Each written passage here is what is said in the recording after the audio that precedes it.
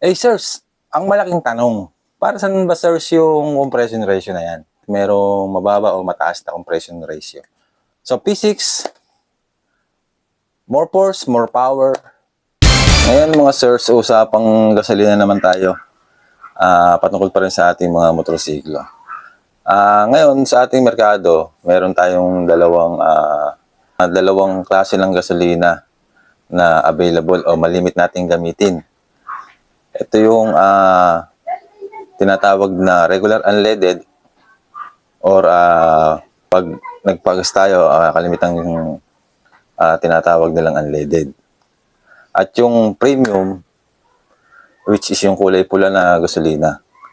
Ito naman talaga yung tinatawag na or talagang premium unleaded. Ang gasolina po ay unleaded na po ngayon, wala na siyang lead. So, ang totoo po niyang category ay pares po yung unleaded. Premium unleaded and unleaded. And mostly ito yung mga pinapakarga natin. Pero meron pa namang mga ibang mas matataas na octane na gasoline. Meron diyang kulay blue, meron diyang light red. So ngayon, pag-usapan natin yung dalawang gasolina na malimit natin pinapakarga. So ito, baka makatulong sa inyo since napakataas na at hindi na talaga bumaba yung ating gasolina. Pumapalo na ng 80 yung ating gasolina ngayon. Dati pa nga nakaraan, muntik na ata o nag-100 na yung ating mga gasolina. Ito, para makatulong sa ating mga kapwa motorista, lalo na sa ating mga naka-rider 150 na community dyan. Itong ating paggagasolina ay merong tamang paggamit or pagpapakarga. Kaya meron yan mga RON or RON, yung kanyang octane rating. Makikita nyo pag nagpagasolina kayo. Meron dyan nakikita tayong 91 at yung 95. So para saan ba yung RON na yun o yung RON, yung octane rating na yun? Ang octane rating po ay para sa ating engine compression ratio. Ito ay tolerance upang kung gaano yung tolerance ng isang gasolina sa init o pagsabog ng isang makina. So, logically, mas mataas na compression ratio, mas nangangailangan po ng mataas na RON. And dahil nga mahal ang gasolina, baka naman mababa yung engine compression ratio natin pero gumagamit tayo ng pula or premium na gasoline. Dito siguro marami magtataasan ng kilay. And sasabihin ko po sa inyo, wala po itong kinalaman sa power o wala po itong dagdag na power. And baka dahil medyo mali yung ating ginagamit na gasolina, imbis na regular unleaded lang, dahil mababa naman yung ating compression ratio, or baka hindi nyo alam talaga yung compression ratio ng inyong makina, baka medyo gumagastos tayo ng sobra. Dahil ito pong octane rating ay wala pong kinalaman sa power, or hindi po nagbibigay ng extra power yan sa ating motorsiklo. So ano-ano nga ba yung mga mababa o kalimitang mababa ang compression ratio? Kalimitan mga sirs, ito yung mga maliit na scooter. Meron din namang mga underbones na mababa ang compression ratio. Mostly, ito yung mga 110, 115cc. And makikita natin yan sa ating owner's manual. Paano kung walang owner's manual? Nandiyan naman po si Google, 100% may bibigay sa inyo. I-type nyo lang yung model ng motor nyo and then ilagay nyo lang na halimbawa beat 110 compression ratio, lalabas na po dyan. So mostly sa aking experience, yung mga compression ratio ay mga 9 up to 10.5 is to 1 na compression ratio. Ito po yung pasok dun sa unleaded gasoline. Hindi po yan nangangailangan ng premium. Eh, sirs, maganda yung sunog sa akin o maganda yung bigay ng power ng premium na gasolina sa akin, yung pula.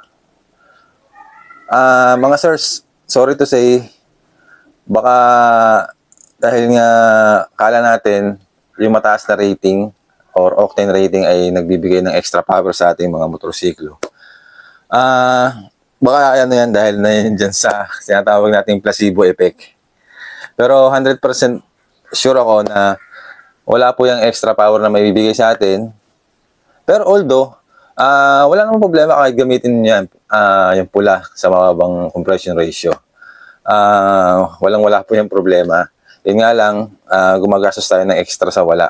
Yun yung pinopoint ko po dito sa ating video na to. So yun nga, kung mga 9 or 10 hanggang 10.5 is to 1 yung ating compression ratio, pasok na pasok po dyan yung unleaded or regular gasoline. Paano ba natin ito may papaliwanag? Sirs, paano nyo ba yung may papaliwanag? Bakit ganun? Ano ba yung sinasabing tolerance? So, ang isang unleaded gasoline, kalimitan dito sa ating sa Pilipinas, 91 octane,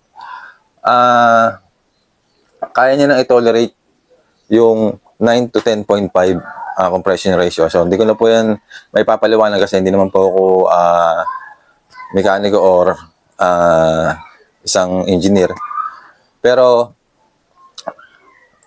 doon sa pinaka-bracketing niya, yun na po yung para doon sa which is which na gasoline for that compression ratio. So, yung tinatawag mong tolerance, kaya po may mataas na compression ratio, ang piston po ay nagko-compress. Meron siyang may malapit ng gap sa valves, merong sobrang medyo malayo, merong talagang halos mag-kiss na yung valve. So ito yung matataas ang compression ratio. So pag mababa yung compression ratio natin, medyo malayo yan sa valves. So tolerable na po yan doon sa mga medyo mababang or regular unleaded na gasoline. So ang trabaho po ng octane ay para matolerate niya yung sabog, hindi siya agad sumabog dun sa gitna, which is nagre-result ng knocking. And masama po yun sa ating makina. Maaaring madamage yung ating cylinder block doon dahil lang sa paggamit ng maling gasolina. Pero pag gumamit naman po kayo ng pula, same result lang naman yun. Doon pa rin yung kanyang magiging sabog, ika nga. And wala siyang extra power na may dadagdag. So, doon na tayo gumagastos ng extra. Yun po yung pinopoint ko doon. Ngayon naman po, kung tayo naman ay mga naka 11, 11.5 up to mga 13 compression ratio, so mataas na yan. Kagaya ng aking motor, yung Raider 150 Fi, naka 11.5 compression ratio na yan, is to 1. Yan na po yung nangangailangan ng premium unleaded or yung tinatawag nating pula na gasolina.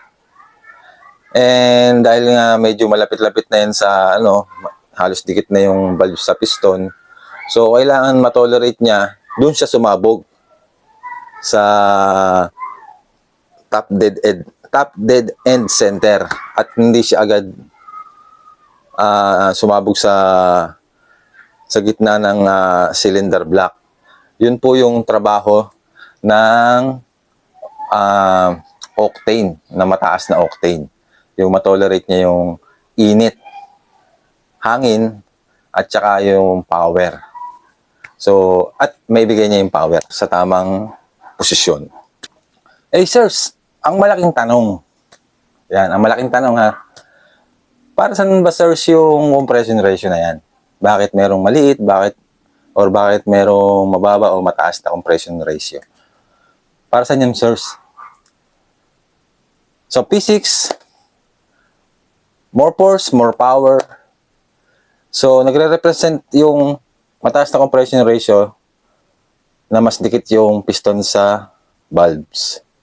So yun yung mataas na compression ratio na nagre-result ng power, giving you an extra or giving you more horsepower para yan sa mga high performance bikes, underbones or scooters. Yung mga scooters ngayon 125, 150, medyo matataas na rin yung mga compression ratio nila for power, extra power. Yung doon pa lang sa compression ratio may power na tayo makukuha.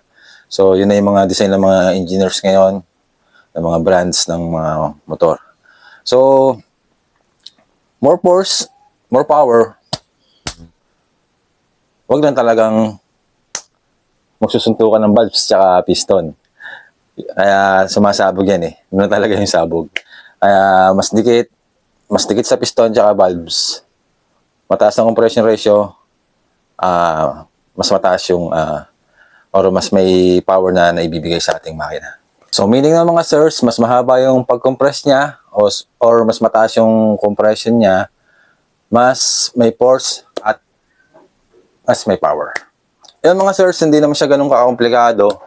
And mabanggit ko na rin yung alam natin na hindi lang naman din dalawa yung kinds ng gasolina.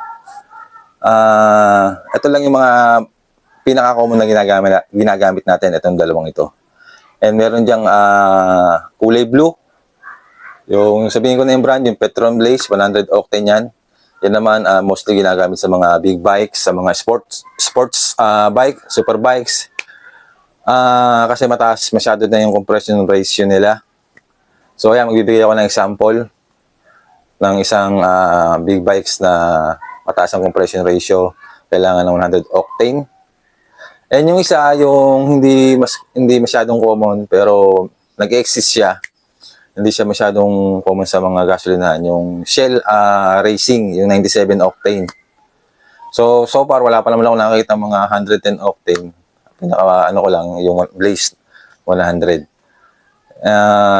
Yung Phoenix dati 98 octane. Hindi ko na nakikita.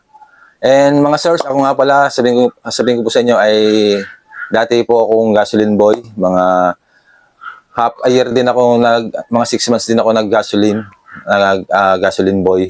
So, na-experience ko po mag-gasolina. Wala lang, nabanggit ko lang naman. And yun mga sirs, sana meron kayong natutunan. Kaya, ginawa ko itong video nito para at least makatulong sa inyo na hindi kayo gumastos masyado. Wala kasing paano ba sabihin? Para hindi kayo masyadong gumastos, magkakaroon lang tayo ng placebo effect na akala natin may power na naibibigay or magandang hatak yung pagkakarga natin ng premium dun sa ating maliit na scooter. Mas maganda mag-research kayo ng sa inyo or kung may manual kayo, nandun yan, hindi yan mawawala. Yung Raider ko, nandun sa manual ko yung compression ratio at yung recommended na gasoline. So, yun lang. I-recap ko lang para medyo mas malinaw. Hindi ko na babanggitin kung maliit man o malaki yung motor ninyo. Siyempre, ibang usapan yun sa mga kargado. Mostly, mataas na yung compression ratio niya mga yan. For example, alam niyo na yung compression ratio ng motor ninyo. Ito yung aking bracketing sa compression ratio. Kung ano yung pinakatama or mas tamang gamitin na gasolina sa ating mga motorsiklo. Kung ang compression ratio ng inyong makina ay 9.0 hanggang 10.5, pasok po din yung regular unleaded, yung kulay green. Kung naman mga 11 to 13 na compression ratio, gagamit na po tayo dyan ng premium o yung kulay pula na gasolina. Pero doon sa mababang compression ratio, wala pong problemang gumamit ng pula or ng blue. Wala pong problema yung gumamit kayo ng mas mataas na octane sa mababang compression ratio. Wala po ha, malinaw po yan. Yun nga lang, hindi tayo nakakatipid dyan and wala po yung extra power na naibibigay sa ating motorsiklo. Lalong-lalo na kung tayo ay biyahe-biyahe lang, ganun, gamit lang sa trabaho. Mag-stick na po tayo dito sa regular unleaded kung mababa yung compression ratio natin. Ngayon, yung mga matataas naman ng compression ratio, yun nga 11.5, 11 to 13 compression ratio, wag naman po tayong gagamit ng green. Kasi nga, yun nga po, dahil may possible na mag-knock yung ating engine, yung ating piston, hindi mawala sa timing, yung sabog niya, imbis na nasa top dead end center, may possible na nasa gitna ng cylinder, sumabog yung ating gasolina pag mababa ang octane rating. So yan, malinaw ha. Pwedeng gumamit ng pula yung mabababa ang compression ratio, pero best is regular unleaded para makatipid tayo. So malinaw po yan. Yung mga naman medyo matataas ang compression ratio, 11 to 13 compression ratio, mag-stick po tayo sa pula. And yung mas mataas pa sa 13, syempre, maghahanap po tayo ng 100 octane or 97 octane yan. Mas mataas na po yung ating kailangang octane rating na gasolina ang gagamitin. So, yun lang mga sirs, meron dyan na syempre, magtataasan ng kilay. Yun nga, pera nyo naman yan. So, baka nga sabi ko sa inyo, baka placebo effect lang yan. Hindi nyo pa alam. Pero, malaki matitipid nyo dyan. Lalo ngayon, napakamahal ng ating gasolina. So, yun lang mga sirs. Sana nakatulong and ride safe. Ingat!